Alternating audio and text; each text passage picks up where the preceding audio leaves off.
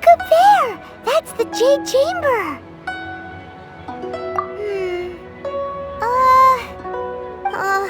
This is bad. Paimon's supposed to be your guide, but Paimon doesn't know where the way up to the Jade Chamber is.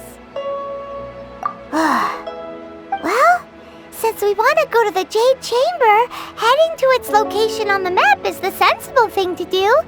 Let's look around. There has to be a way up there nearby. Hey, look! There's some sort of mechanism thingy. Since this is the right place, it must have something to do with the Jade Chamber. Yes, this must be the way. Absorption test.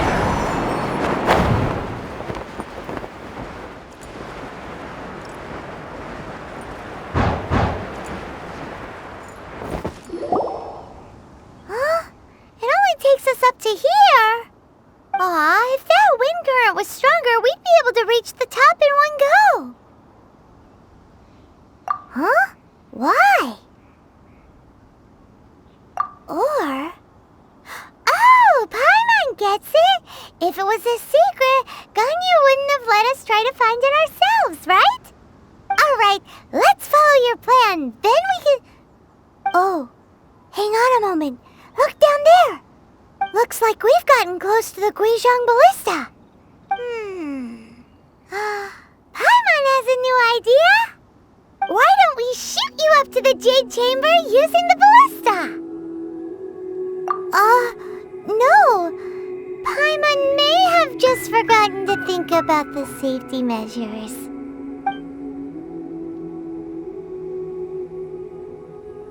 Oh, that's right. Now that you mention it, we could use the Guizhong Ballista to see if there's another way up nearby.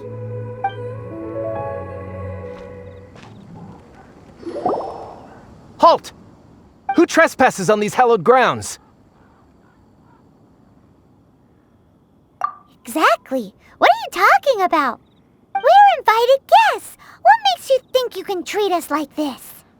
No. Wait. Maybe this was Ningguang's plan all along. She pretended to invite us to the Jade Chamber, but set up a Millelith ambush here to arrest us. Now Paimon's mad. You, over there! This is a trick, isn't it? How shameless. What? We're just on guard duty. What do you mean, shameless? What nonsense! Seize these suspicious intruders at once! Well, here they come. Line them up and knock them down!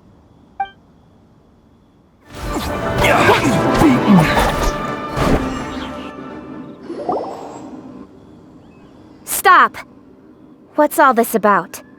Lady Keqing, these two strange people suddenly appeared. They seem to have designs on the Guizhong Ballista.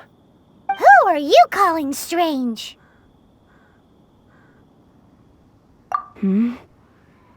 You want to go to the Jade Chamber?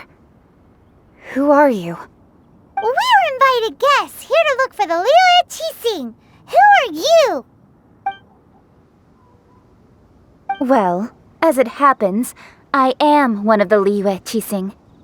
Oh! I'm Keqing, the Yuheng of the Qixing. I know of you, traveler. You're Ningguang's guests, yes? Didn't expect to meet you here in the mountains. Wow.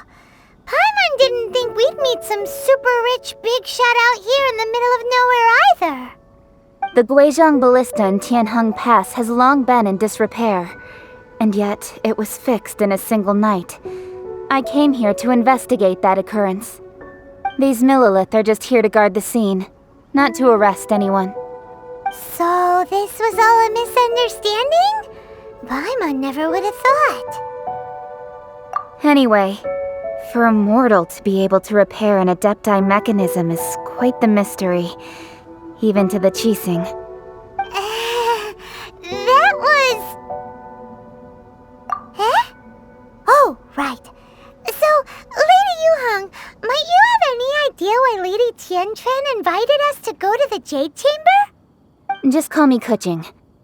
I'd say that Ningguang's purpose is to request that the savior of Mondstadt take a more neutral stance. Or at least, to not wholly side with the adepti. We're not taking sides. We spoke with the adepti. They want to protect Liyue as well. When you say protect, you're referring to their sanctimonious arrogance, aren't you? Huh? You are mortals and thus under their protection. There was no way they would have regarded you as someone with the ability to assassinate a god. Naturally, they would also regard Ningguang's locking down the area, questioning the citizenry, and pursuit of the assassin to be pointless work. Perhaps they even wonder if there might be a cover-up. I'll say it like it is. They're underestimating us. Well, you've got a point there. Still, this is the first time Paimon's seen a person from Liyue who doesn't respect the gods or the adepti. Should I respect the shallow sense of time and condescension to mortals that has caused them to delay in moving against us, Qixing? Forget it. I shouldn't speak of them this way. This skepticism is mine alone, and Ningguang does not share it. Either way, I will admit that the actions of the adepti this time were quite restrained. Rex Lapis's death is indeed an extraordinary circumstance. But to think that they would call for a council of adepti rather than come down here directly. How surprisingly civilized of them. Well, for Ningguang, she would talk anything and everything out if she could. But I doubt we can do that here. The time of the adepti has long passed. If even the Liyue Qixing don't want to face that truth, then what future is there for Liyue? Another super bold statement. I'll stop here. Honestly, I hadn't intended to say so much. But you're a good listener, Traveler. You should both be off to the Jade Chamber. Don't be late now. Ningguang's schedule is packed to the gills all the way till next year. The cream of Liyue's mercantile crop all see ascending to the Jade Chamber as the greatest honor. Each brings rich gifts as they visit, all to curry a little favor with Ningguang. Favor? But, wait, that's right. Greeting gifts are a staple of Liyue's culture. We need to get one. Not to curry favor or anything, just to respect Liyue's culture. All right. You can decide on your greeting gift yourselves. Let me tell you how to get to the Jade Chamber first. You didn't actually have to come to Mount Tianheng. Go back to Liyue Harbor. Find a guide at the Yuehai Pavilion, and... well then. May we meet again, Traveler. Well, that Yuheng may not respect the gods, but Paimon thinks she's a pretty cool person. So, what should we give to Ningguang when we see her? Oh, right! Paimon dreamed of an amazing snack last night. Sugar-frosted slime! Paimon has a feeling that it would be perfect for a super rich person like Ningguang. Why don't we go with that for a gift? With a certain boom shakalaka, of course. Let's go gather ingredients. Time waits for no one, and neither will our riches. Ooh, look at that slime. It looks crystal clear and very delicious. That's the one. Huh? Is it just Paimon? Or is there a sweet fragrance in the air? Huh? Did you hear that? It seemed like it came from those ruins over there. Uh-oh. It looks like the treasure hoarders have locked someone inside.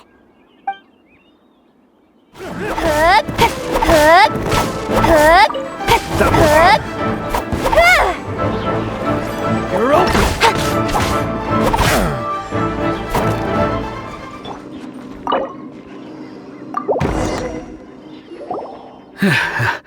Thank you for your help, kind travelers.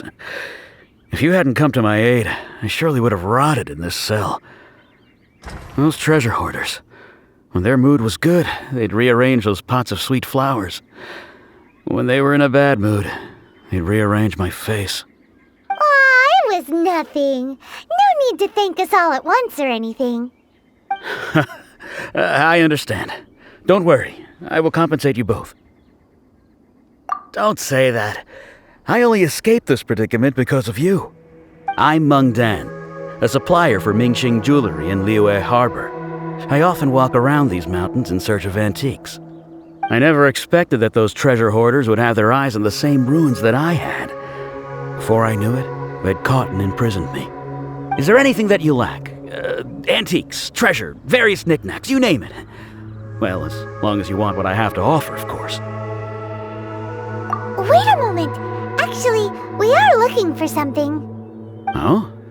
And what might that be? Do you have a box that can store presents? We'd like a pretty one. The kind that you can use to store snacks. Of course we do. How can one sell antiques without gift boxes? At Mingxing Jewelry, we have the best gift wrapping service in the 7 nations. Now just give me a moment and I'll let the boss know. You can go see her whenever you require that box. Great! Paimon's sugar-frosted slime now comes in a beautiful package.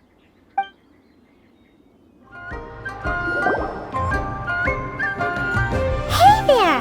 A guy called Meng Dan told us that we could get a nice and shiny box from your store. Uncle Meng already told me about it. Thank you both for saving him. Many of the best goods in our store were found by Uncle Meng.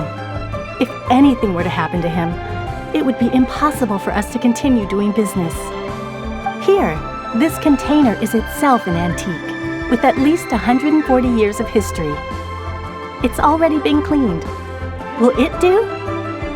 Yep. It's great! Hang on a moment. Could we borrow one other thing?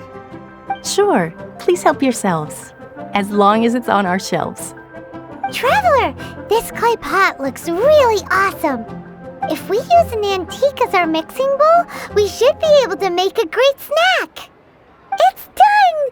The one and only sugar-frosted slime! Carefully now. Into the box it goes and dust it over with a bit more powdered sugar.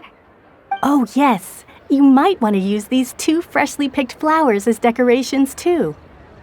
Woohoo! It looks beautiful! Great! Now that we've put all that we've got into this box, let's go to the Jade Chamber to see Ningguang. According to Keqing, this is what we should say. Excuse me, do you sell the moon here? Yes.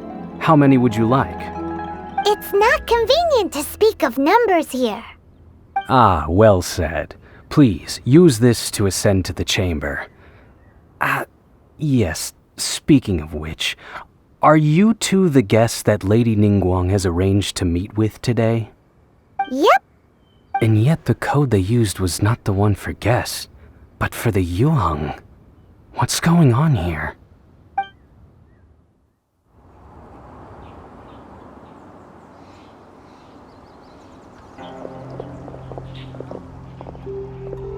I've been waiting for you, returnee from Jueyun Karst. It's Ningguang! Since this is our first meeting, we've prepared a gift. I hope you like it. Oh, for me. You have my thanks. It seems that I have made things difficult for you, considering that you were supposed to be my guests. Oh no, it's nothing. This palace floats in the skies, higher than the peak of any mountain. From this vantage point, one may survey all of Liyue. I have been gathering the funds necessary to build it from the time I began learning the merchant's craft. And since becoming the Tianquan, I have spared no effort in hiring the best craftsmen to constantly extend it. At first, it was but the size of one room. Now, it is large enough to blot out the moon in the skies above Liyue. One day, I believe it will overshadow all 7 nations. Not many from outside Liyue earn the right to ascend to the Jade Chamber. but I have been in correspondence with the acting Grand Master of the Knights of Favonius, who spoke highly of you. As such, I have been putting eyes and ears out ever since you reached Liyue. What? And I finally got wind of your movements when you were on the way to Wangshu Inn. Wait! Was Vergoldet one of your people? Just Vergoldet? No. Everyone at Wangshu Inn is one of ours.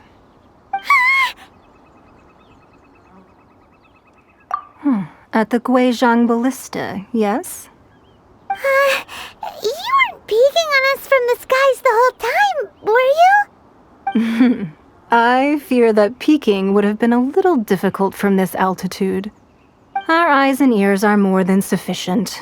You two are very interesting people, after all. It would be natural to take an interest. Well, I wouldn't expect you to trust us, considering that you have had far more interactions with the adepti. The reason I invited you here was to clear up some misunderstandings. I believe that you've heard of the Archon War. Many gods used to walk this earth, and many long wars were fought between them that did not abate until 2,000 years ago. Much blood was shed, and many lives were lost. In the end, only 7 victors remained standing in Tevat. They built cities and nations on the corpses of the vanquished, and thus began the era of the 7. You can see Goyun Stone Forest from here, I trust. It is no natural rock formation. Those are giant spears of rock hurled by Rex Lapis during the war. Beneath the spears lie those cast down by Rex Lapis in those days, gods that failed to seize the title of Archon. Not only is it true that gods may die, but so too has the membership of the 7 changed over the last 2 millennia. Rex Lapis's passing is an unimaginable disaster for Liyue, but the Order of the 7 will not collapse simply because of that. Another Lord of Geo will arise sooner or later. Yet, how are we to forget Rex Lapis? When that time comes, the relationship between the people of Liyue and the gods and adepti will surely be different from before. Even in a new era, the Liyue Qixing remain Rex Lapis's former subjects. Do you really think us capable of having played a part in his demise, of lacking the foresight to see the certain repercussions? That day at Yujing Terrace, it was also very sudden. Even I was caught completely off guard. You were there, you no doubt saw. But our enemy has long lain hidden within the harbor. If we do not act against them now, they will surely gain the upper hand. Hiding the Exuvia was a necessary maneuver to take the initiative back, to play the spider while our foes scurry about. Who's this enemy you're talking about? What do you think, traveler? Huh? What are you two talking about? Well answered. The scenery out here is fine indeed, but the wind is a little strong. Our preparations to receive guests within are complete, so please, this way. Wowee! What a huge hall! Paimon's never seen such a fancy place before. Be at ease, you two. Make yourselves at home if you wish. Can we really? I have invited you two here as friends. And when friends come over to play, our enjoyment comes first. Naturally. Ooh! Isn't this that legendary wall? Why, you've kept your ear to the ground, I see. That's because even the storytellers are talking about it. Everyone's after a piece of paper from that wall. It's super famous. That's because that wall records Leo's secrets. Merchants have always been attracted to secrets. But the secrets of the mercantile world are of no interest to you, are they, traveler? You're rather special, really, and I think you're quite aware of that. If possible, I'd like to have your trust. But if you were to choose the more trustworthy person between myself and Keqing...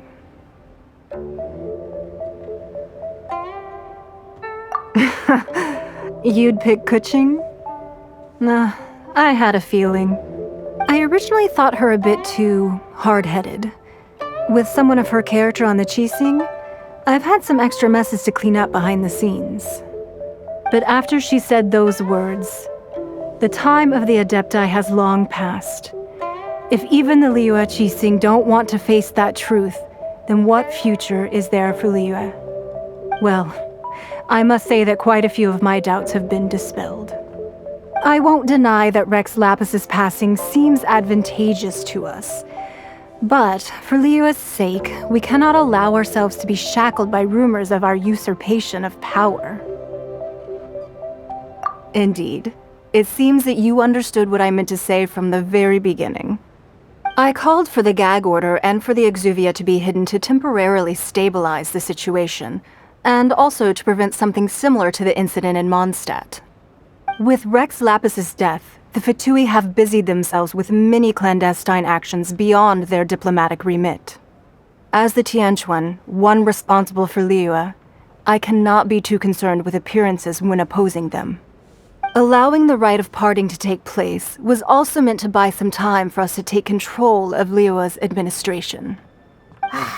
It's exactly as Zhongli said. The Qixing only provided the venue for their rite so they could use us for their own ends. Wait, that's right. Speaking of ends, could I say one other thing? Of course. Paimon's heard that anyone who sends a greeting gift gets a little something in return. So, does that include us? It's all right. I like direct people. Well, we have made quite a bit of trouble for you recently. How about this? You can pick any one object here as you please, and you may take it with you. Yay! Paimon was just waiting for you to say that! Let's see, what should we get? One of the sheets on that wall! Don't look at Paimon like that! One of these sheets of paper will sell for crazy prices, even if it's only as large as Paimon's fingernail. Just imagine how much more a whole untorn sheet would sell for. Let's grab one! The biggest one! Huh? Well, that was an easy search. The biggest sheet is right up there in the most obvious spot. Let's go with that one. La la la la la. Let's see what's written on it. Huh? There's a place marked with a circle on here. Oh, could it be treasure? Whatever it is, it better make us filthy rich. Let's see what's written over here. Sigil of permission, something, something, Fatui, research, copy. Huh? Aw, that doesn't sound like treasure at all. This piece of paper shows that a Qixing spy discovered traces of classified Fatui research on the Sigil of Permission. Oh, Ningguang did say that the Fatui have been up to all kinds of mischief in the shadows of Liyue, spreading rumors, wanting to get their hands on the Archon's body and whatnot. But research on the Sigil of Permission? Paimon wonders what they're up to. Speaking of which, there's also some connection between you and the Sigil of Permission. Seems there's still more for us to find out. Oh, you really think so? Well, should we not go then? Oh, so you're saying that it's precisely because we can't completely trust Ningguang that we should confirm the truth of what she says for ourselves. That's way out of Paimon's league. Paimon thinks she's been nothing but good to us. Anyway, we'll see if you're onto something. Before we look for Zhongli at Dihua Marsh, let's go to the place marked out on these papers and see if the Fatui really are up to no good there. There really were Fatui at the location written down on this piece of paper. And they look really mad at us, too. There are so many talismans here. And some stacks of blank paper, too. What are they for? Paimon's seen this pattern before. But where? Oh, Paimon knows! It looks just like the sigil of permission the child gave you. But how did a relic of the adepti end up in the hands of someone like Child? Suspicious. Oh, that's right! Cloud Retainer said that when the Lord of Geo created the sigil of permission, it wasn't to be used as some old relic. Talismans like that were once used in the Archon War to channel divine powers. Maybe the Fatui are copying the sigil of permission in hopes of achieving a similar effect. Being able to channel divine power in battle? Whew, that sounds pretty dangerous. And the plot thickens. We'll need to keep an eye on Child, that's for sure. Alright, that's enough sticking around here. We gotta go meet up with Zhongli soon. The last stop on our Rite of Parting preparations tour is Dihua Marsh. Let's go! Paimon hates being late. Right on time. I myself only arrived moments ago. Did you enjoy your visit to the Jade Chamber? It was so big and pretty and expensive. Paimon's never seen such a fancy-schmancy place before. Indeed. It's second to none in all of Liyue. Then you met with Ningguang, I trust? What did you talk about with her? She's super rich and so generous. Paimon thinks she's very friendly. Yeah, her take on Ningguang is quite different from Paimon's. She thinks that even the tactless Yuheng is more trustworthy than her. Oh, so you also met with Keqing then? What did she have to say? She said the time of the adepti has long passed. If even the Liyue Qixing don't want to face that truth, then what future is there for Liyue? No respect for the divine. Indeed, contrary to the ever-bold Keqing, Ningguang is more of a businesswoman at heart, though they are both members of the Qixing. Although she's friendly, there's no way of clearly discerning her true intentions. Yes, she has only relied on herself to rise to her current position.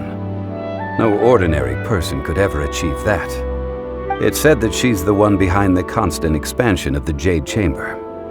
It's the second most important thing to her. Even if she ever gave up the position of Tianquan, she would never give up the Jade Chamber. The Jade Chamber is only second. What's the most important thing to her then? Why, Mora, of course. All Ningguang talked about was the Fatui this and the Fatui that. She said that after Rex Lapis was murdered, the Fatui have constantly been trying to sink their fingers into Liyue, and that they aren't to be trusted. That is how the Fatui have always been. It doesn't surprise me in the least. No matter what they may be planning, you must be careful when dealing with the Fatui. Always be on your guard. So, is there anything we need to get for the Rite of Parting in Dihua Marsh? Yes, as a matter of fact, there is. Today, we'll be gathering wild Glaze lilies. Glaze lilies? But why did we come all the way out here? Doesn't the garden in Yujing Terrace have some? Even Qingse Village has glaze lilies. Oh, right! Paimon remembers that Madame Ping is always tending to flowers. Maybe we could ask her. No. Those lilies have all been gardened by people. They won't do it all. Dihua Marsh used to be full of glaze lilies. It is a sort of joyful flower that listens to human song.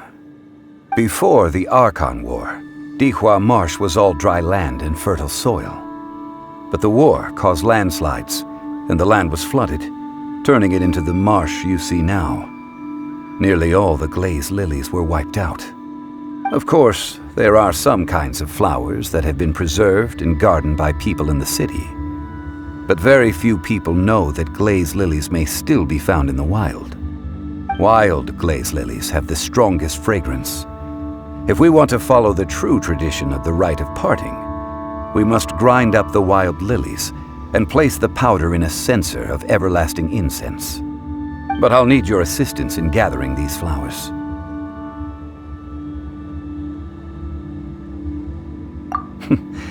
That's correct. Your singing will surely bring out the strongest fragrance from the flowers. So how good is your singing? Really? Why doesn't Paimon believe you? We'll only know once she starts singing.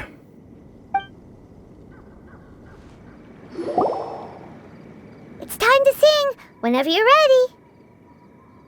Da da da da da da da da da da da. What happened? These flowers are jumping. They look really angry. Is it because they sing a song for Mondstadt that they don't understand here in Liyue? Those weren't Glaze lilies. Glaze lilies wouldn't hit people. This little monster is known as a whopper flower. Strange. These petals look interesting. The Glaze lilies used as a disguise were buried with the whopper flower for too long. The result seems to have surprisingly potent medicinal value. Let's collect what we can of these petals. Well, that's nice and all, but will those petals be useful for the Rite of Parting? Unfortunately, no. That's so lame. Excuse me. Are you searching for Glaze lilies? Oh, hey! It's... What's-her-face? Paimon can't remember. Hello, traveler. I'm surprised you still remember my name. Ah, that reminds me. How was your visit to the Jade Chamber? Well, it sure would have been better if you told us how to get up there. Didn't I tell you the way? Surely I did. Nope, we found the way on our own. Oh, I see. Uh-oh. I guess I really did forget to tell them. Something seems a little off about Ganyu. She's acting different from the first time we met. Where's her serious attitude now? Ah, well, I met you at that time as an emissary of the Tianquan. But now, I am simply out on a stroll to see the flowers. You came all the way out here to see the flowers? Why not just enjoy the gardens of the city? Yujing Terrace is where Rex Lapis parted from this world. If I strolled through those lonely gardens now, I wouldn't be able to bear it. Whenever my duties take me near Yujing Terrace these days, I draw the windows to block my view of the gardens. Oh, sorry, we shouldn't have brought it up. No, it's quite all right. I just haven't processed my emotions yet. When the Archon War came to its end 2,000 years ago, the first iteration of the Seven would gather in Liyue and drink with Rex Lapis. But 5 of those original 7 had already passed before Rex Lapis. It's truly a changing of the guard. Yes. Now that the spirit of Rex Lapis has returned to the heavens, only Barbados of Mondstadt remains of the first 7.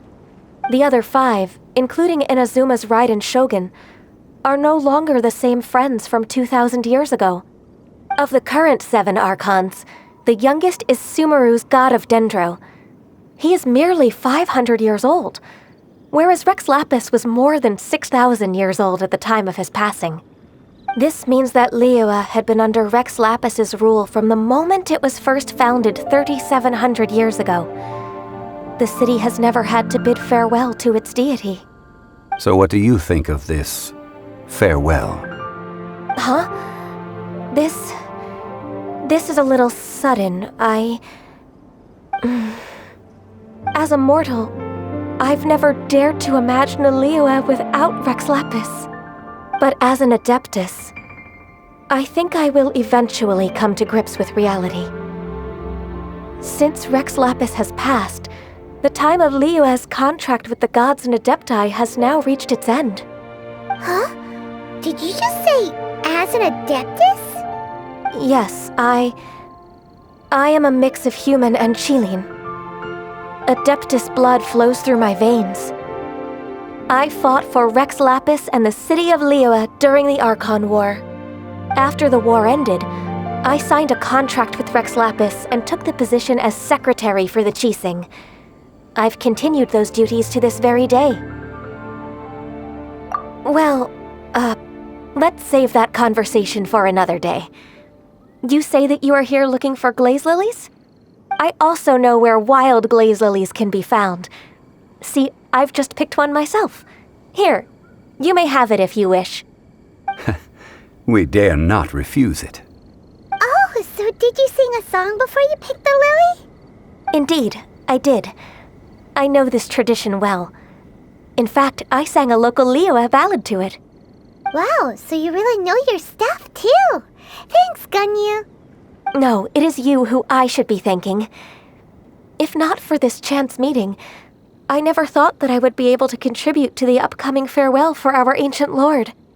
If you would excuse me, I should return to my work now. Good luck. And that just about does it. Our preparations for the Rite of Parting are mostly finished. Given the ease of picking glaze lilies, I think this was a fitting end to our tasks, in more ways than one. Yeah, Paimon can already imagine him starting a business in Liyue. I've had enough ventures in my life already. Beginning a new undertaking is always difficult at first, and requires no small amount of effort. And once business is at full steam, the stress of it all only wears away at you over time. So you must be careful to take the time to step back and re-examine yourself. If left unchecked, the wear and tear on your heart may go well past mending. Wow. See? Zhongli sounds like he's already seen it all. Alright, I think it's about time we head back to Liyue Harbor now. Huh? What happened? The city gate is swarming with Millilith and... the Fatui? This atmosphere is highly abnormal. It seems as though something big has happened. We should ask around a little, just to be safe. Ah, you're the consultant to Wangsheng Funeral Parlor. Mr. Zhongli, I presume. The Millilith are watching our every move now. These are desperate times. We mustn't act rashly. Desperate times? The adepti of Joyun Karst are finally on the move. Do they intend to exercise force? Most likely. I've heard that some members of the Qixing have already gone to meet them. Well, I say meet, but it's more like they're attempting to stall the adepti outside the city. However, both sides were quite obstinate and hit an impasse. It seems inevitable, given the current situation. The adepti do not acknowledge the Qixing. They only acknowledge the contracts of the Geo-Archon.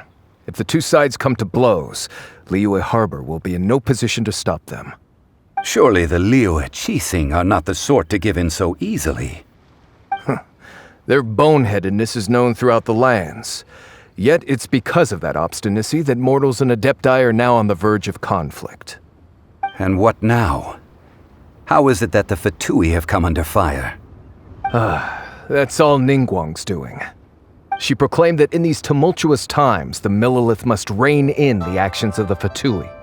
Only now do they want to start keeping tabs on us? That's the Qixing for you. Anyway, Mr. Zhongli, you're one of Child's close associates. Please understand that your actions will reflect on us. Don't let anyone catch you off guard. It looks like things are about to boil over in Liyue Harbor. Do you intend to use your neutral identity as an intermediary between both sides? Or will you use your sword to turn the balance? Neither path is an easy one. Oh, by the way, Mr. Zhongli, we've heard that the Wangsheng Funeral Parlor has also been caught up in all of this. They're currently squaring off with the authorities at the gates. Things are taking a turn for the worse. I'm afraid I must leave now to handle things back at Wangsheng Funeral Parlor. I hope that Master Hu has been able to keep things under control for the moment. Consider your next course of action carefully, Traveler. If you're trying to prevent an explosion, it may be wisest to look for the fuse first. Having connections with the Fatui seems to be quite the double-edged sword. So what did Zhongli mean by looking for the fuse? Oh, Paimon gets it! If there's anyone that wants to see the whole city turned upside down, it's definitely him! He must be waiting for the moment when no one is watching to do something really bad. But where could we find him now? Where would he go at a time like this?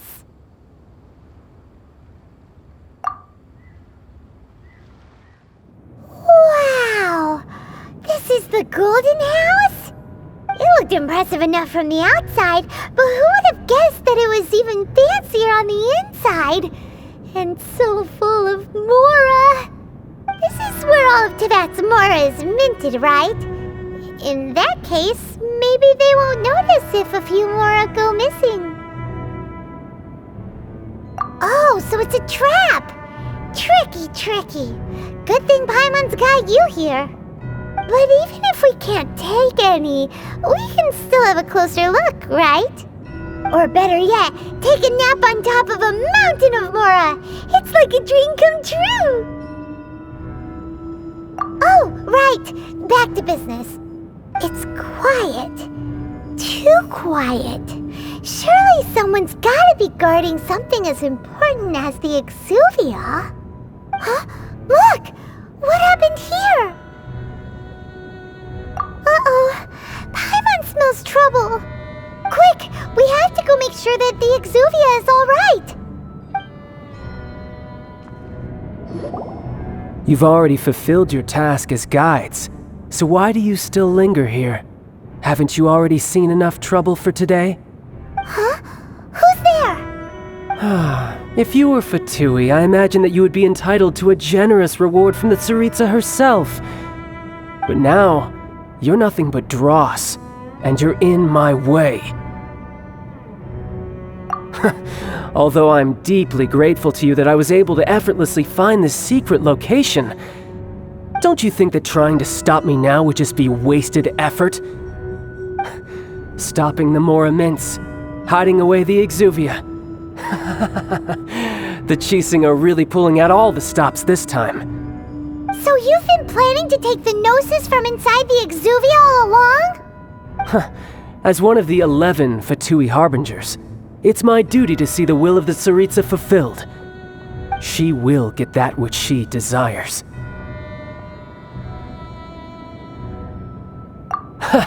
I'm not asking for your blessing, and there's nothing you can do to stop me anyway.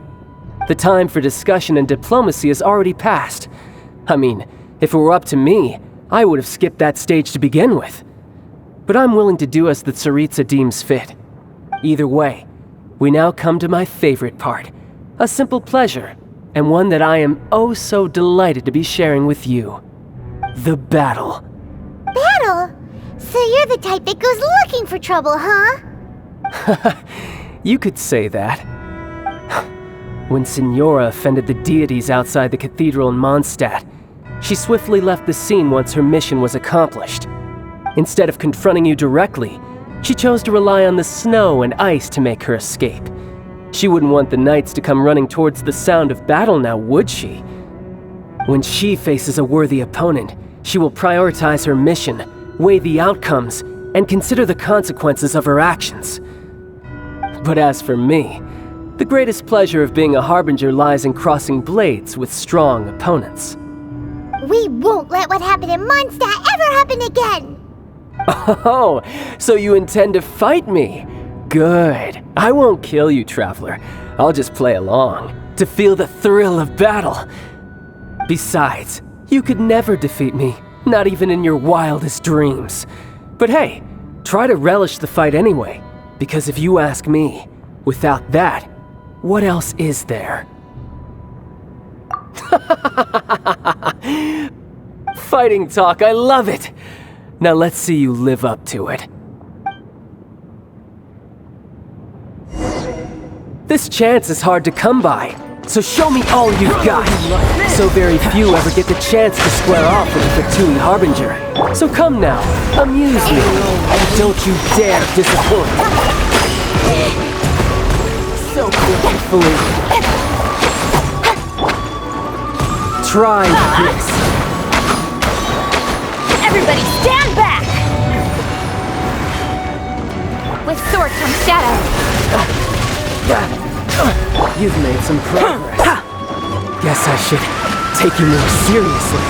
Haha, good. No wonder Signora was so wary of you. Well, that just means I can go all out. Brace yourself. This is about to get tough. Now, show me what you can do against the might of a Harbinger.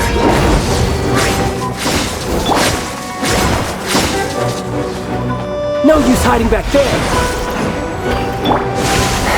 Don't blink!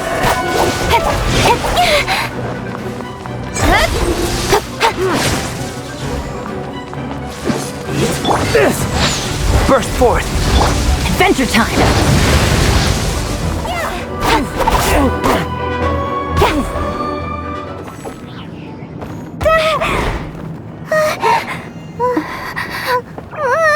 Not bad. Your swordsmanship is quite impressive. But that's about as far as you'll get.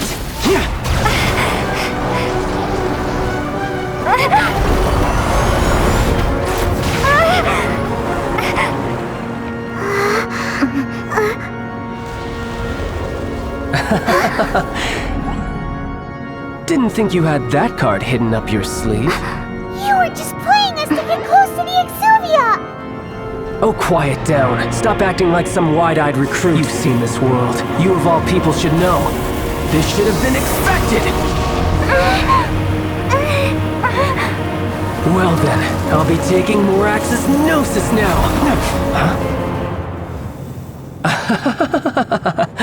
I see.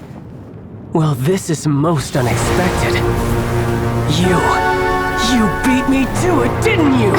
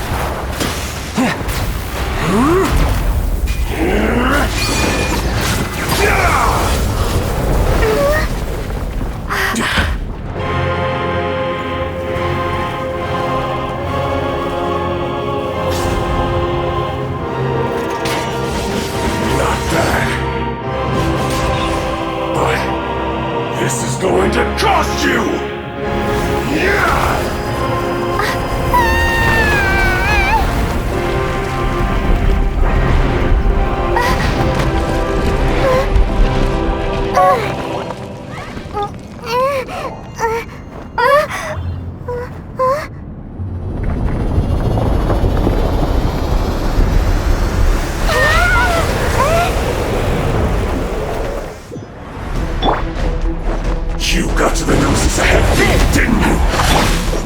Did you simply move faster? Or did you leak the information in the Golden House to me on purpose? And the Gnosis over now. Make me take it from you. We didn't take it! Come into being! Off we go! Delve into destiny!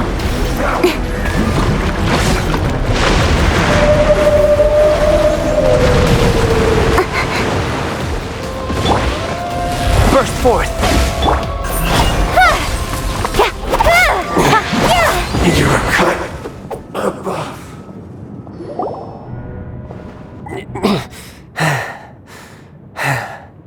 Look! Child's back to normal again!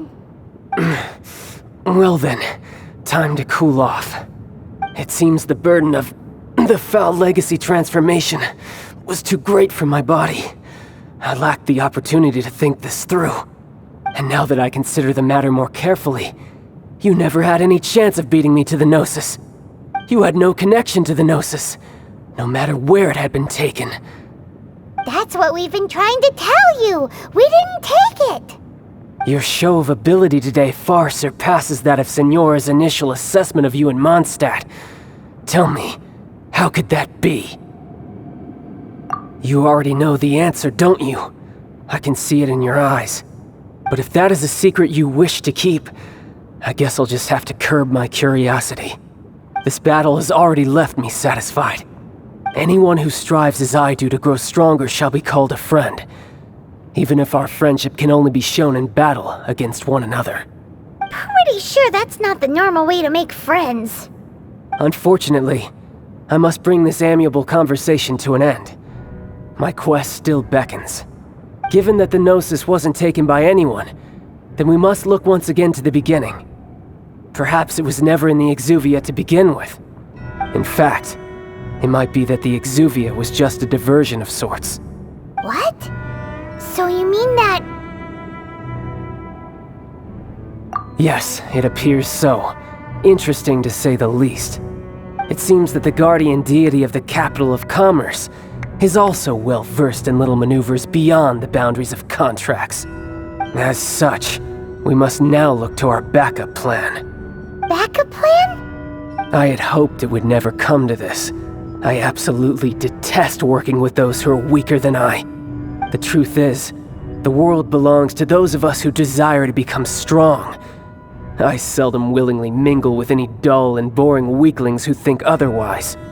Unfortunately, we cannot be picky about our methods as Fatui Harbingers. Children must all learn to eat their vegetables sometime. So what are you planning to do? I will awaken the god that lies dormant beneath Guyon's stone forest. A god? Osial, overlord of the Vortex, who was defeated by Morax, the Geo-Archon in the Archon War, and who has remained pinned beneath the waves by the Geo-Archon's stone spears ever since. If such an ancient god were to be unleashed upon Liyue Harbor, defenseless without the protection of its deity, do you think the cunning Rex Lapis would just stand aloof and watch the ensuing destruction? But the Archon War ended 2,000 years ago. How can an ancient god appear in a world now overseen by the Seven? Simple. I've already prepared the means to awaken it. Hey, those are sigils of permission! Oh, Paimon remembers now. The Fatui have been researching them. Indeed. The one that was given to you was just a byproduct of our research. With the power of so many sigils of permission concentrated in one place, along with that which was bestowed upon me as a harbinger by our Tsaritsa, breaking the subduing might of the Geo-Archon spears for a time should be no obstacle. Using the powers of ancient gods in such a situation fails to interest me, and is largely against my principles. But knowing that such an action will not only force the Geo-Archon to show its hand, but you as well, that makes matters a little more intriguing.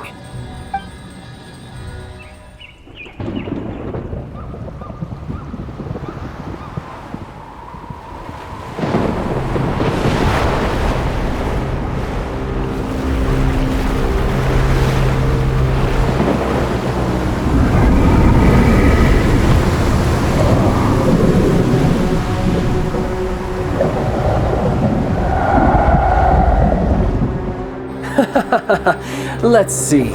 Will the nation that has lost its deity be swallowed up by an ancient malice once more? If you wish to drown together with the people of Liyue, you're free to stay and enjoy the show. Huh? He's already gone. That guy is fast. What's going on?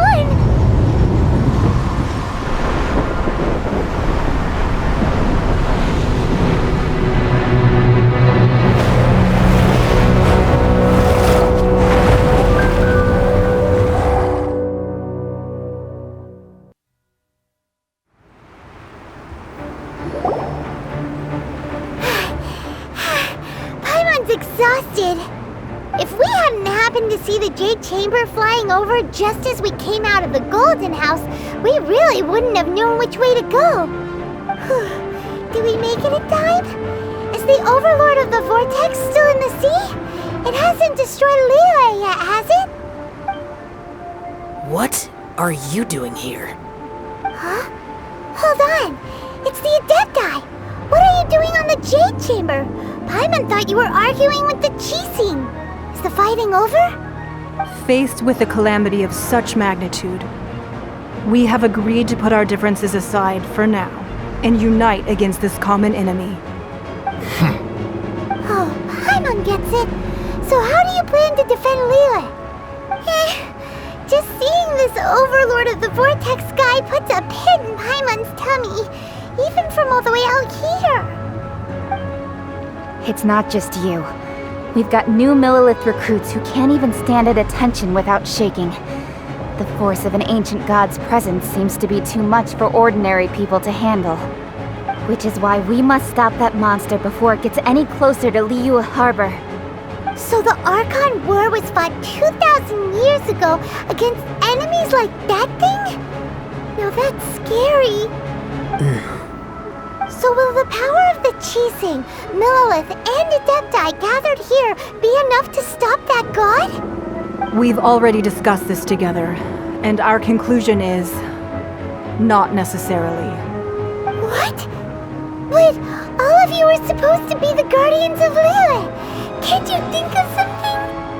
One certainly could. Huh? The Qixing did once research the matter of the Guizhong ballista when it piqued their fancy. And as fate would have it, one who did craft the Guizhong ballista with one's own hands is here. For what could you mortals ever learn of adepti mechanisms?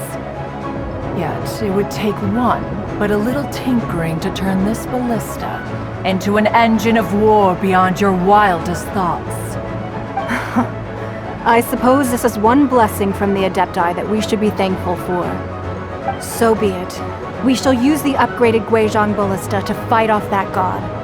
All the Adepti here can lend their strength to man it. We haven't a moment to spare. Our battle begins now. Yep.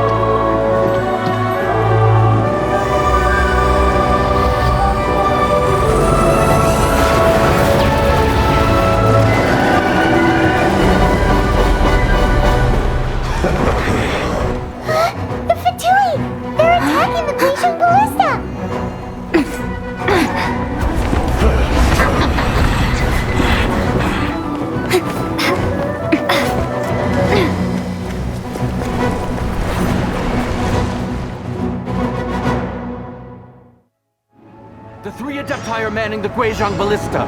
Do not let the Fatui disturb their work! All able Millelith, with me! Let's go help too! We adepti have not faced a god in several millennia. Let one see what you're made of then. What strength remains within you? One wishes to witness.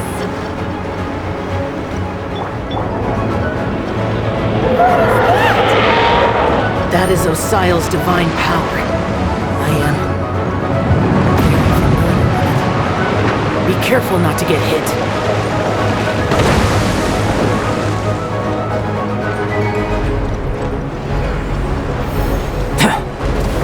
The Fatui! Their attacks are unrelenting!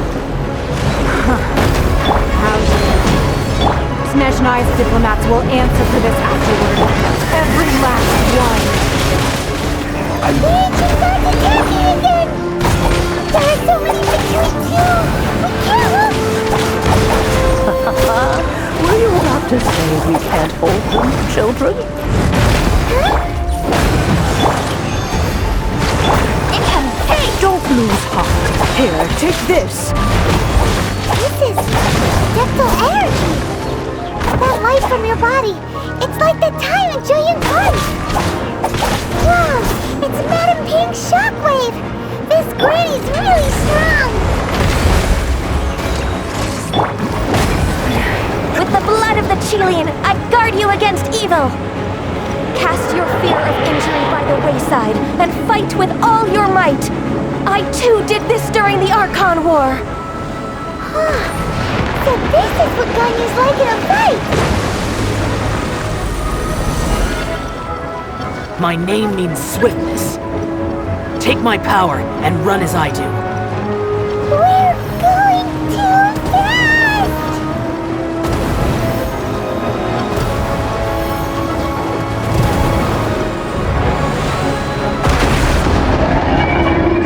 Child, you are strong in body and spirit. Perhaps you can withstand 3 forms of adeptal energy at once. This will hurt a little. Please bear with us. Once you've adapted, try to use them as that. Come into being! Exercise caution. I fear that the god's power has reached its peak. In other words, if we hold here, there's nothing worse to come, right?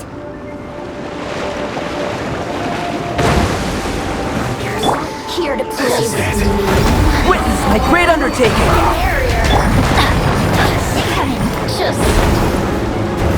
The Fatui's numbers are thinning! Fight on, comrades!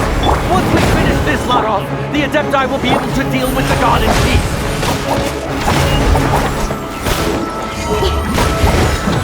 This was well done. Feels caught!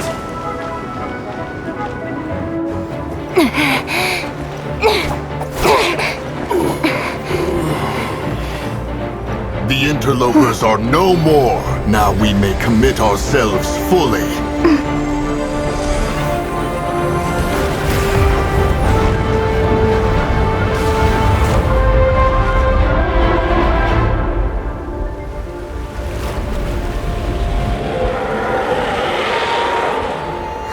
It's working! We just need to keep this up!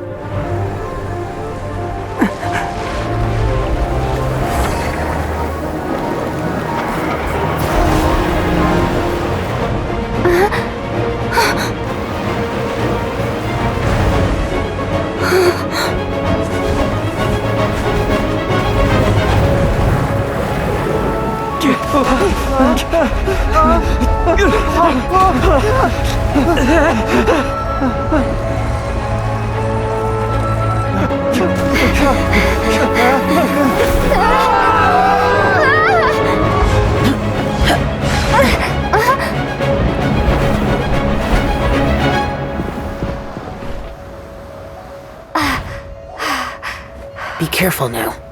The Guizhong Ballista is destroyed. Without its covering fire, retaliation shall be difficult. But the Jade Chamber is our last line of defense. We can't give another inch, no matter what. I have another idea. What do you mean, Lady Ningguang? I'll sacrifice the Jade Chamber. What is the meaning of this? I understand. Traveler, lend me a hand. Farewell, old friend. Goodbye for now. Let us meet again in the future.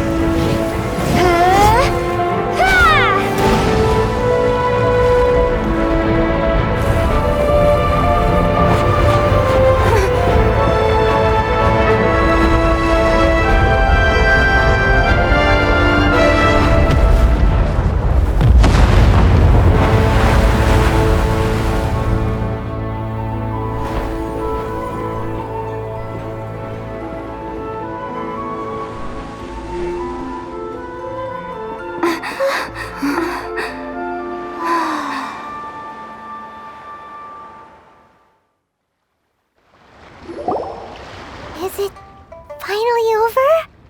The ominous aura of that monster has indeed begun to fade. The effects of the Sigil of Permission last but a short time. It will be some time before the Overlord of the Vortex can make any waves again. We are indebted to you for your assistance. If the Adepti hadn't happened to be here, the future of Liyue Harbor would surely have been in great jeopardy. Save your flattery. We didn't just happen to be here. Surely you won't pretend to have forgotten the reason for which we came. Come now. There's no need for such harsh words, Cloud Retainer. I've heard that when Ningguang began learning to do business, she had already started setting aside part of her then limited income in preparation for building the Jade Chamber. At first, it was only the size of a small room, but with continued expansion, it has become the palace that lies before you now. It is a testament to Ningguang's entire life, both as a businesswoman and as the backbone of the Liyue Qixing. Seeing the Jade Chamber destroyed in the defense of Liyue means much to her. To me, such cooperation and sacrifice deserves at least some recognition, don't you agree? Well, I was really hoping you would say that such sacrifice could at least be used as some leverage in our negotiations. Thank you all for hearing me out. We know very well why the adepti came here today. But please forgive us. We cannot yield to your wishes. Oh? 3,700 years. According to our records, the adepti signed a contract with Rex Lapis to protect Liyue 3,700 years ago. Even to this very day, Liyue and its lands have stood the test of time, immovable as stone, just as it was thousands of years before. This is truly no small feat. But that does not mean that the Liyue of today is the same city as it was all those years ago. Do not merely cast your protective gaze upon the land. Instead, focus your sights on our city and each of the citizens that dwell within it. Are you questioning our means of protecting Liyue? I mean no offense. I simply hope that our adepti forebears would see Liyue in a new light. Forebears, you say? One doubts you would be fit to be part of such a lineage. This morning, Rex Lapis appeared to me in a dream. What? In the dream, I yearned to tell him that we Qixing, though mortal, are equally bound to the contract. Each passing generation of the Qixing leaves many things of value to be inherited by the next generation. I also thought to tell him how the past generations of Qixing had strove under his rule to survive in our mortal world, establishing a network of contracts which has since come to be known as trade. But I dared not speak. I could only gaze at him in silence until the moment I awoke. Oh, Ningguang. Yet another perspective. What are you trying to say, Outlander?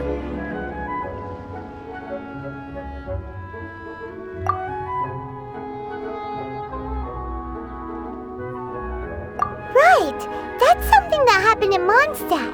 It's a story about the Four Winds and the people of the Animal Archon.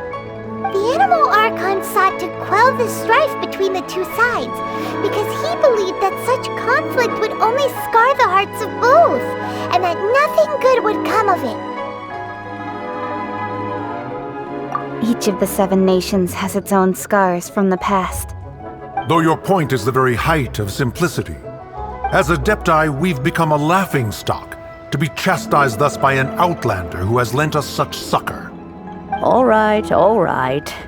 Didn't Ningguang suggest that we should focus on the city and each of its citizens?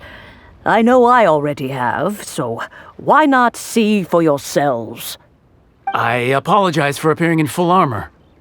I am afraid I cannot show the proper courtesies. And who are you? I am Feng Yan, a sergeant of the Millelith. I have come to extend my thanks to the adepti. I thought this battle would perhaps be my last. But thanks to the aid of the adepti, our forces were not as badly battered as I feared we might be. Although I am a mere mortal soldier, I promise to hold the line and never betray the grace given to us by the illuminated adepti this day. Huh? Why does everyone look so down? Didn't we just beat that big monster? Weren't you frightened, dear? It was quite the predicament. I wasn't afraid. All the strong Millelith guards were there, and those powerful heroes with their visions were there. Everyone was there. When danger is near, everyone always protects me. And the rest of the time, they make fun toys and tasty snacks and loads of things that make the harbor so pretty. Thanks for protecting Liyue Harbor. Please come visit us for the next lantern rite. Unfortunately, we wouldn't be able to participate. Huh? Because we are adepti. Oh, okay. It must be hard being an adeptus. Aww. You see, this is what Liyue is like today. The country of contracts is grateful to the adepti for their protection, but it is no longer necessary for the city to rely on the adepti's power to solve every little niggling matter. Although their blood is weak, there is still strength to be found in those we call mortals. The time of contracts between gods and Liyue has long since passed. Now is the time of contracts between Liyue and its people. Seeing the port around us now, it is hard not to feel a bit out of place. Wouldn't you say so, Cloud Retainer? Your line of inquiry is askew. One did not spearhead this expedition to Liyue Harbor. Seems like the adepti have had a change of heart. Let us return now. Eager to leave, conqueror of demons. Yes, one understands what the Conqueror of Demons means. The city of Liyue has changed much after our long separation. One fears that by the time one finally grasps the new contracts of Liyue, you humans would have once again changed the place beyond recognition. Fair enough. Away we shall, and return whence we came. Since we adepti have consensus, then one shall persist no further. But how will we ensure that the Liyue Qixing will not simply exploit their power once we depart? In my view, that is still a thing to be guarded against. All right, Mooncarver, you needn't worry. It seems to me that this right of supervision is best left to the people of Liyue. Looks like the conflict between humans and adepti was avoided. All's well that ends well, huh? Oh, right! It's nice that we've got peace and all, but we're forgetting one thing. Child wanted to unleash the god so he could lure Rex Lapis out. But we were able to handle the Overlord of the Vortex on our own, so Rex Lapis never showed up. Oh, and speaking of that, don't we still need to get to the bottom of that Archon's death, too?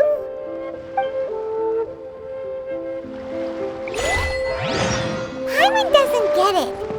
But isn't the strongest lead we have the adepti-less Rite of Parting that we're organizing? No idea where Zhongli's gone.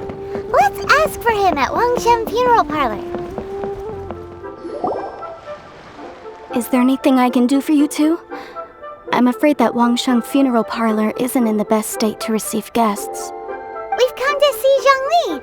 Could you please tell him we're here? Unfortunately, Zhongli isn't here at the moment. It seems he went to Northland Bank. Doesn't the Northland Bank belong to the Fatui? Last time we saw Zhongli was before we went to the Golden House. Do you think he doesn't know about the attack on Liyue? Visiting the Fatui at a time like this could only mean more trouble. We had better go and make sure that everything is okay. You call this cooperation between Harbingers? Cooperation involves communication, you know. Don't take it to heart, child. Besides, aren't you happy that you got to skip the formalities and bring chaos to the land? I'm sure you must have enjoyed that. Oh, it seems that some of your friends have arrived. Hey, it's Zhongli and Chai. child. And you're also one of the Harbingers? It's you two. I believe we've met once before. In the City of Bards, was it? I'm glad you still remember my name. Ah, right.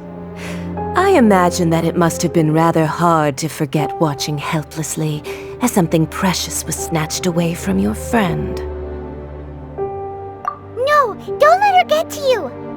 You've yet to gather the powers of all 7 elements, and our last battle at the Golden House was almost more than you could handle. So it might be best to keep things peaceful this time, seeing that 2 of the Harbingers are here. Well, if it isn't you two. This is our first time seeing each other since Liyue was nearly wiped off the map. This is certainly a bit awkward, wouldn't you say?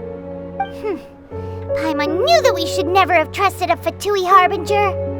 Oh, now don't say that. Sure, I may have misled you, but I never had anything against you personally. Besides, I thought we were getting along quite well together, didn't you? Except for that little tussle we had at the end.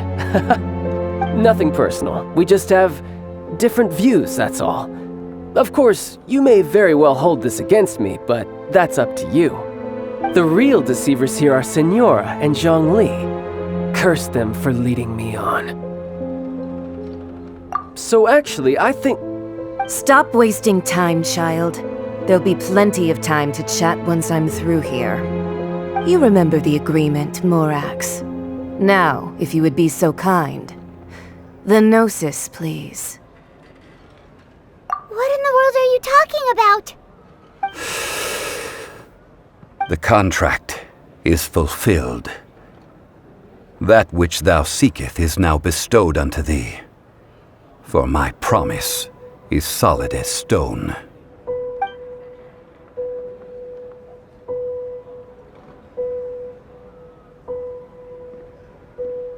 How sanctimonious. What? So you're the Lord of Chio? No, wait! That's an exciting twist and all, but why give the Gnosis to the Fatui? I do not give it for free. I give it as agreed upon in the contract, for it is a matter solely between the Tsaritsa and I. Yeah, you don't think you went a little bit too far with that whole fake death thing? Everyone was preparing the ceremony for you, and splat! This big dragon falls out of the sky, and all of Liyue goes into an uproar. Talk about a disaster. Gathering all the forces that had been bubbling behind the scenes, and then stirring them together in a pot that was bound to boil over. That's what he wanted to see, am I right? Wait, what? Perhaps it's best that I explain.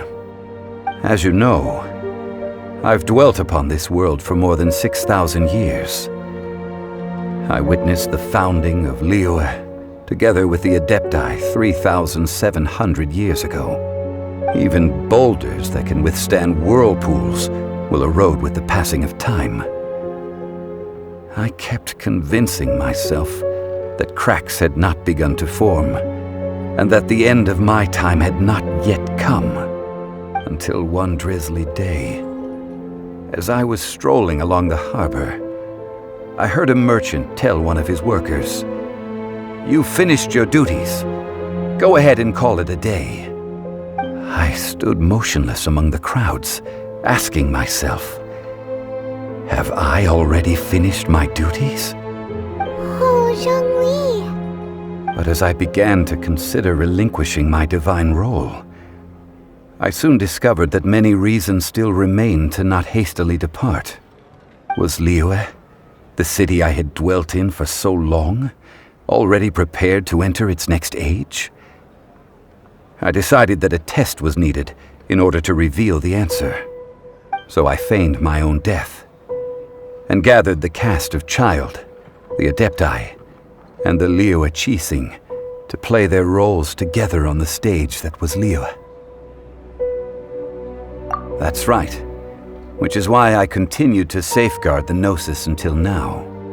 So you mean that if the chaos ever reached the point of no return, you would simply appear and use your divine powers to bring Liyue back under control?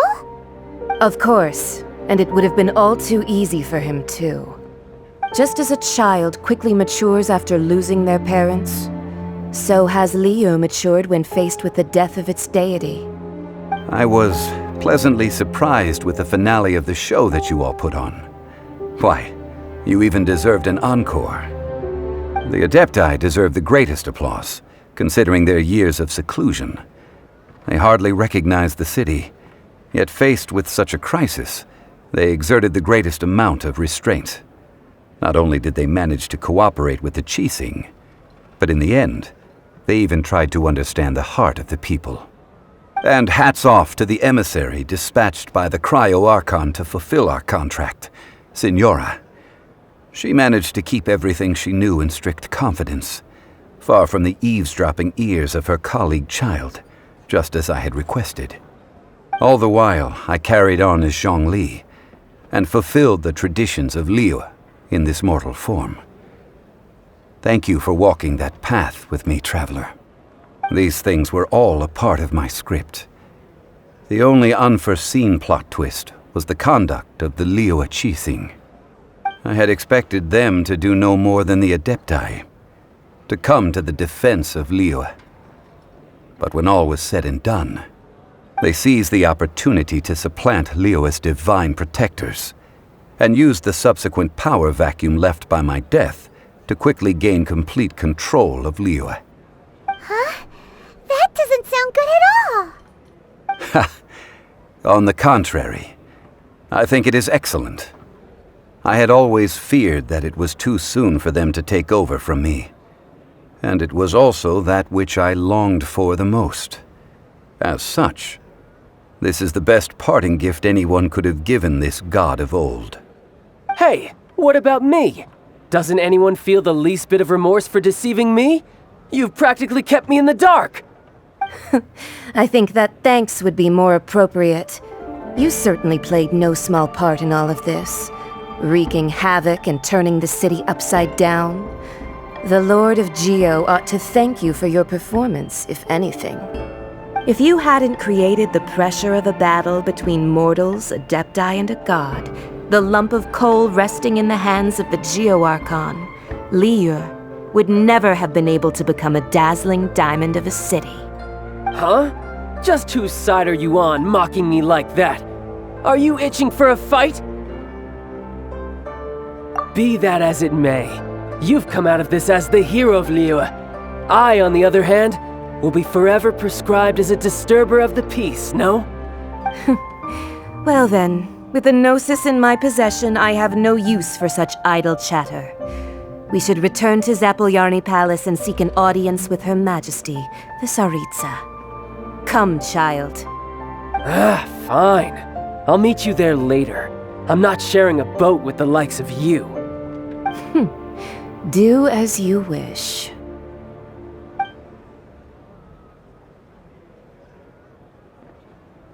Now then, is there anything else you wish to ask me? Right! As Zhongli always told us, a good trade is a fair trade. Paimon has no idea what could be a good trade for a Gnosis. Realistically speaking, there is no such thing. Huh? However, I am the god of contracts. For thousands of years, I have made countless contracts. If the deal was of no benefit, then I certainly would not be inclined to agree to it. My agreement with the Archon will be the last of my contracts as the Geo Archon. My contract to end all contracts. As for the bargaining chip that the Tsaritsa used to balance the scales, uncover that answer for yourself in your future journeys.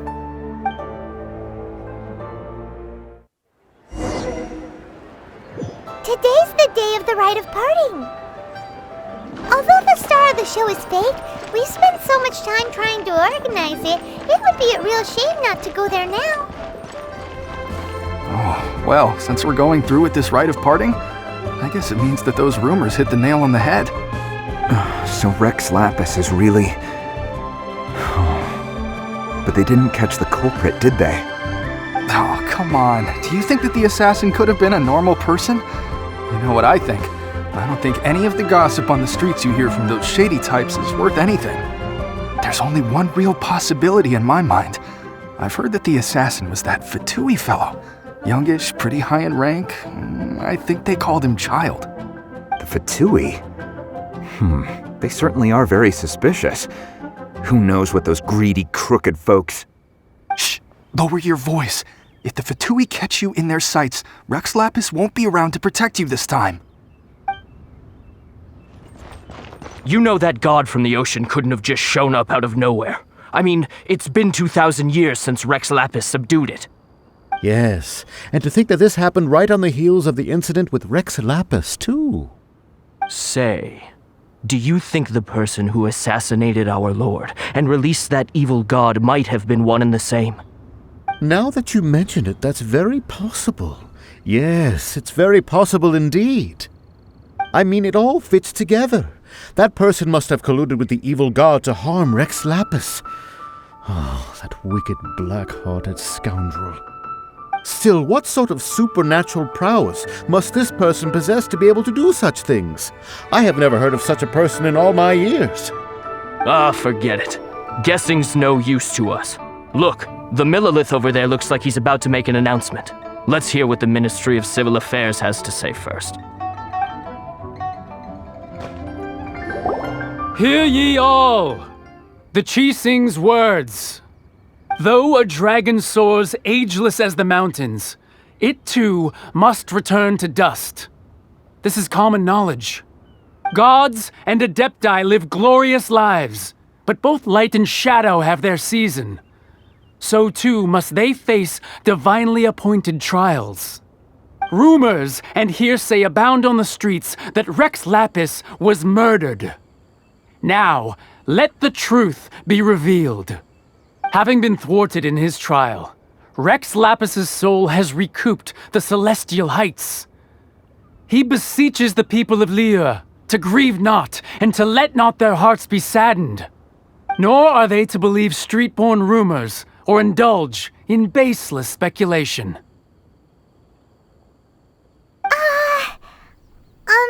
Paimon needs a translation on what the Qixing's announcement said.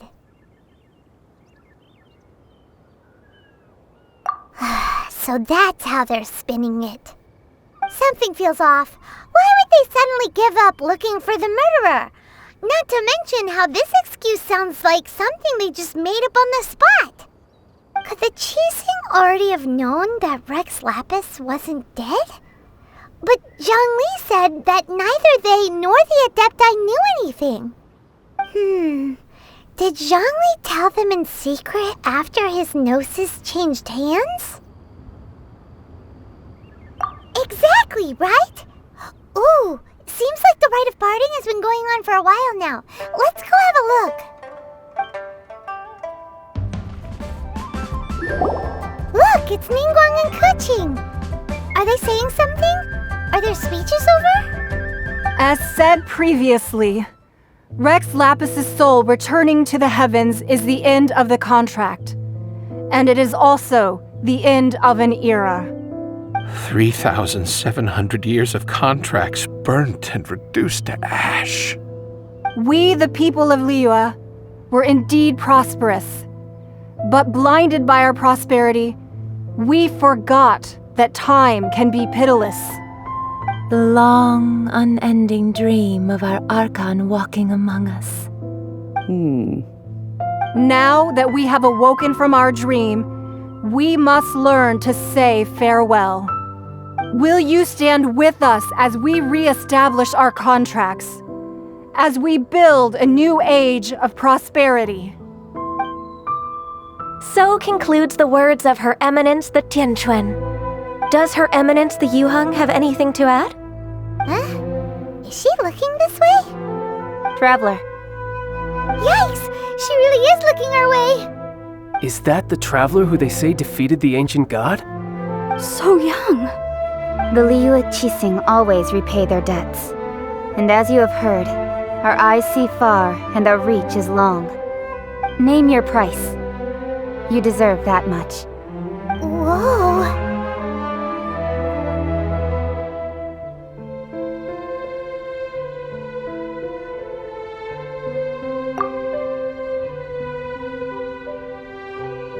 Well, could you help me put up some missing person posters? And to think I'd put my best perfume on before coming here, thinking you'd like it. But it seems as if those perfumes really were meant to be offered to Rex Lapis. Well, that's fine. Suffer no rivals in love, they say. And that's 3 gone in 1 stroke.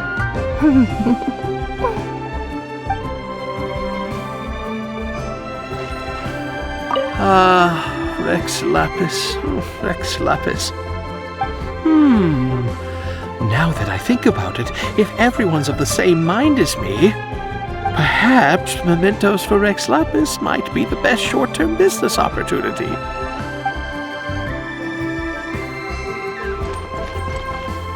As for the mortals and adepti of Liyue, what shape shall our relationship take from now on?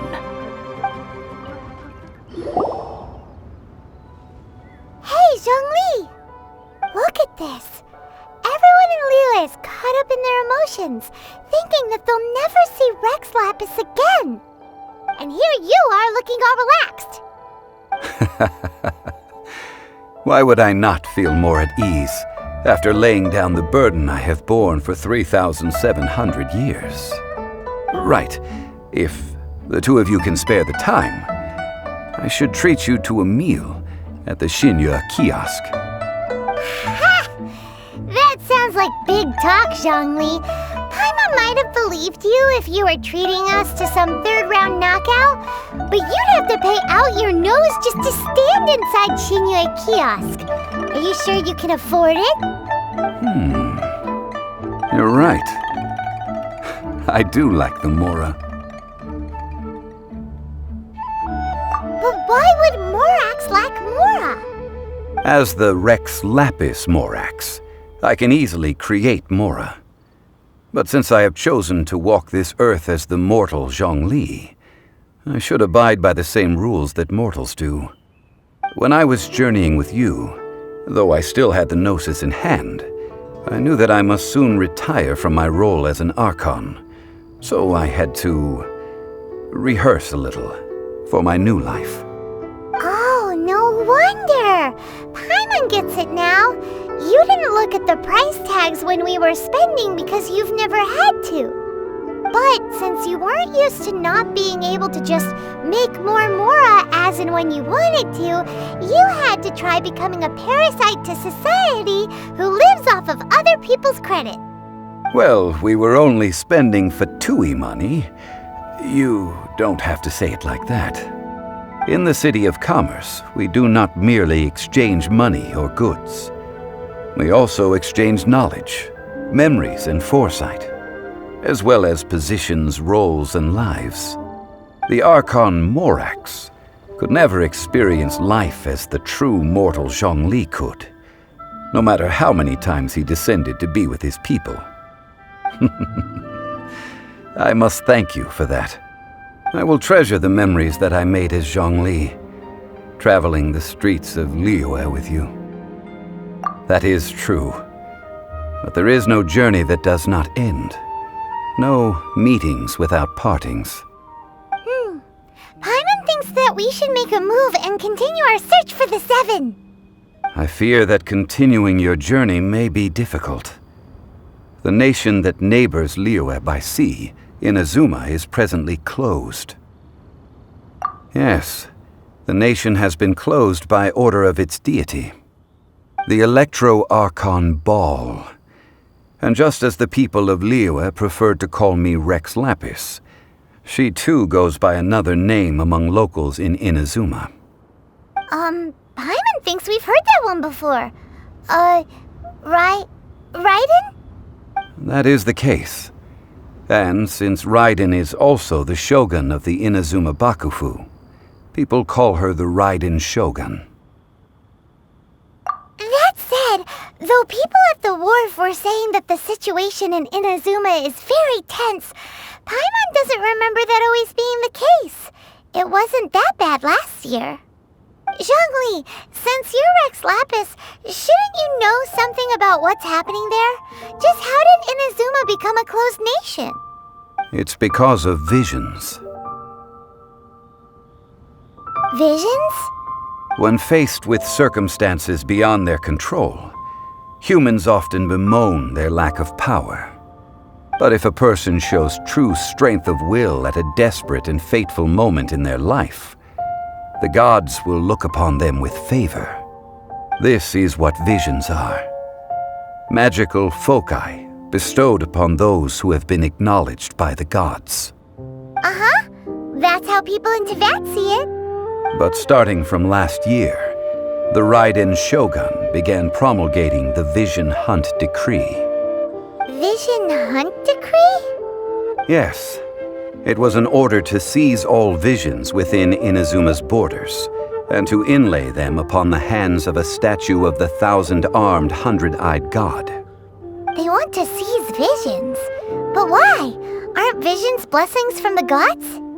I should think that in the Raiden Shogun's eyes, it is precisely because they are divine blessings that they should be under the sole dominion of divinity. Whoa, that's harsh. The Anemo Archon is the god of freedom, and the Geo Archon is the god of contracts. For her part, the Raiden Shogun is the god of eternity. It seems as though she has finally decided to eliminate any unstable elements that could pose a threat to her eternal realm. The fact that even I, the oldest of the 7, have now passed away, will only strengthen her resolve to pursue eternity. Knowing her, she must have again quoted that adage she is most fond of when proclaiming that decree to her people.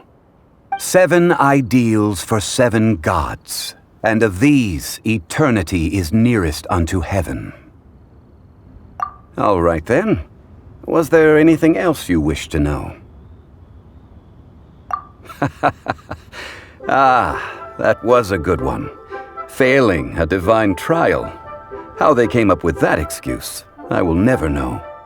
That said, the reason why the Qixing were so eager to resolve the incident and stop pursuing the culprit was indeed because they received news in secret that Rex Lapis was not dead. I hinted as much to the adepti as well. How did I accomplish that, you ask? Have you ever heard of this particularly convenient adepti art known as gifting dreams and visions? All right then. Was there anything else you wish to know? Yeah, about that. Before the Qixing made their announcement, we listened to a lot of people talking on the way. Most of them put the blame for everything on Child. These are indeed false accusations. But it remains undeniably true that Child did send people to the Jade Chamber to prevent the Adepti and the Qixing from defeating the ancient god. I've heard that Ningguang is busy milking that for all it's worth on the foreign relations front at the moment, browbeating the envoys of the Fatui. Ha! Those poor Snezhnayan diplomats. If it were not for Child's exalted position as a harbinger, I'm certain that they would have shifted all the blame to him and called for his dismissal by now. All right then. Was there anything else you wish to know? The time of the Adepti has long passed. If even the Liyue Qixing don't want to face that truth, then what future is there for Liyue? Keqing is absolutely right in saying this. Now, though I did laud Ningguang's desire for power, believing this to be a good thing, and thought as a matter of course that she must have been behind the Qixing's plan to take governing power over Liyue from the hands of the gods and Adepti, could the original person who brought up the idea of seizing power have been... All right then. Was there anything else you wish to know? That's right. Zhongli, now that you don't have your gnosis, what's going to happen to all the Mora in Teyvat? Since Morax is dead, are they all just going to disappear? Also, isn't the Golden House the only mint in the entire continent? Will it even continue to work? The Mora present now will not vanish. But the Golden House will indeed have to cease operations for a lengthy period of time, since creating Mora requires the use of the Geo-Archon's power. This is terrible! We're all about to run out of Mora! The world is coming to an end! Yes, this is indeed a major issue from a financial standpoint. Well, I suppose we'll just leave such troublesome matters to the Liyue Qixing to debate. Then, did you at least set some private funds aside for yourself? Oh, a private fund. This does seem like a good, logical, common-sense idea. It's a shame. What's a shame? It's a shame that I didn't think of it at the time. All right then. Was there anything else you wish to know? Well then, I suppose you'll have to find a way to get inside this closed nation. Have patience. I suspect that some serendipity must first come into play.